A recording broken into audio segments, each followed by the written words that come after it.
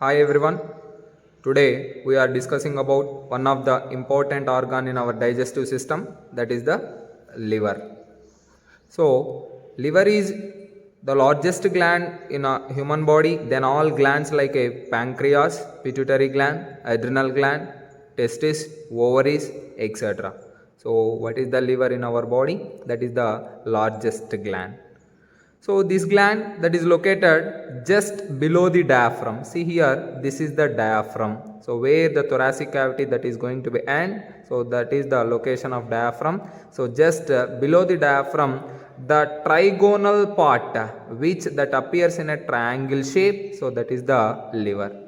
And this liver, this is located in abdominal cavity. So where means right side of the abdominal cavity, because of left side, so stomach is present. So now the liver is present below the diaphragm and right side of the abdominal cavity.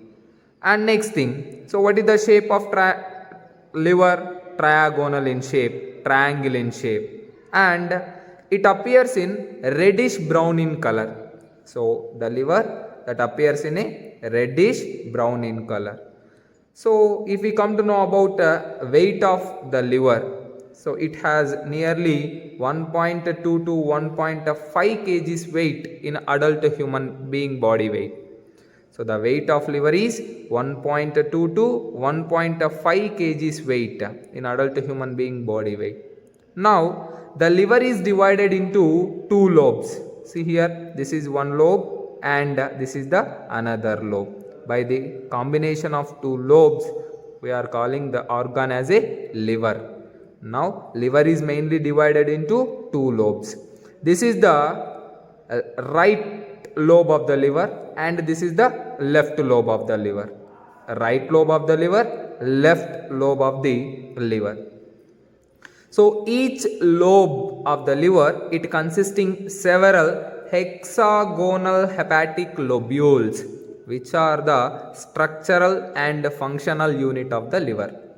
So this is the right lobe of the liver and this is the left lobe of the liver. Each lobe, this one and this one, both the lobes of liver, they contains several hexagonal hepatic lobules. So now see here, this is the hexagonal hepatic lobule what present in a lobes of the liver. So several in number, they are not one in or two, so several in number of hexagonal hepatic lobules are present in a liver.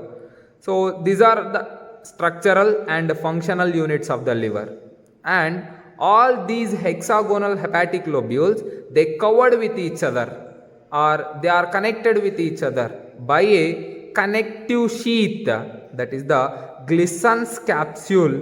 What do we call that? Glissen's capsule. Glissen's capsule is the connective sheath of several hexagonal hepatic lobules what are present in a liver.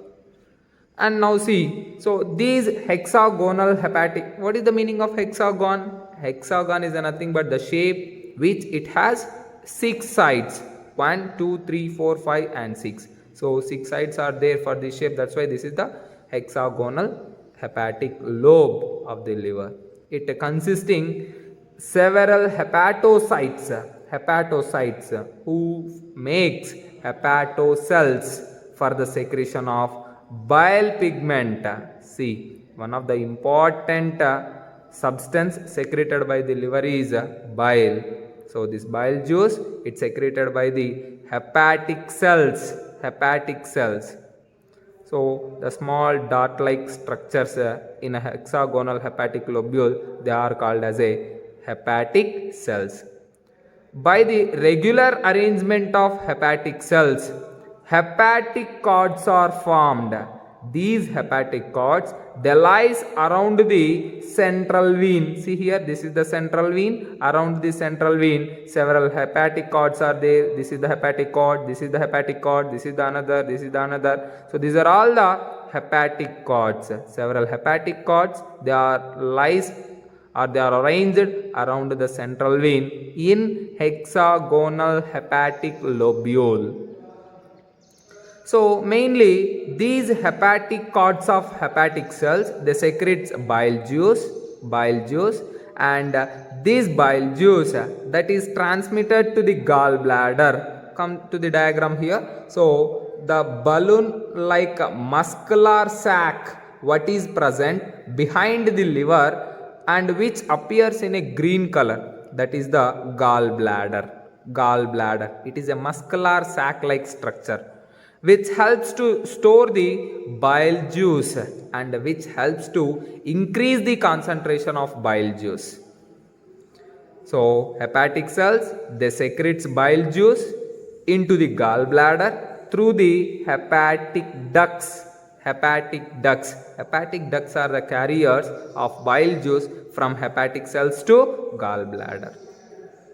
So again the bile what is stored in a gallbladder, that is opens into the duodenum through several ducts. See here, hepatic duct and cystic duct. Hepatic duct is nothing but the ducts of hepatocytes are the hepatic ducts, and the cystic duct is nothing but the duct of gallbladder where it is opens into the common duct, that is usually called as a cystic duct. By the combination of both hepatic duct and cystic duct, common bile duct is formed. Through the common bile duct, bile juice that is enters or secreted into the duodenum. And again, so common bile duct is the duct for the secretion of bile into the duodenum, and the pancreatic duct is also a duct for the secretion of pancreatic substances into the duodenum. Both these are combined together to form hepatopancreatic duct. See here, this part is the duodenum. Now, this is the pancreas. This pancreas, it has a pancreatic duct, and this is the gallbladder, and this is the cystic duct. Both they combine and forms common duct. So this part is the common duct. So common ducts opens into the duodenum and pancreatic duct opens into the duodenum. So the tract or the junctional part where the both common bile duct and pancreatic duct that is opens, that is usually called as a hepatopancreatic duct. So here at the hepatopancreatic duct, one sphincter is present, that is the sphincter of OD. Sphincter muscles are present here for the allowing of material from the stomach and from the liver and from the pancreas into the next part of the small intestine. So that is the sphincter of OD. So this is the structure of liver and how it functions. Thank you.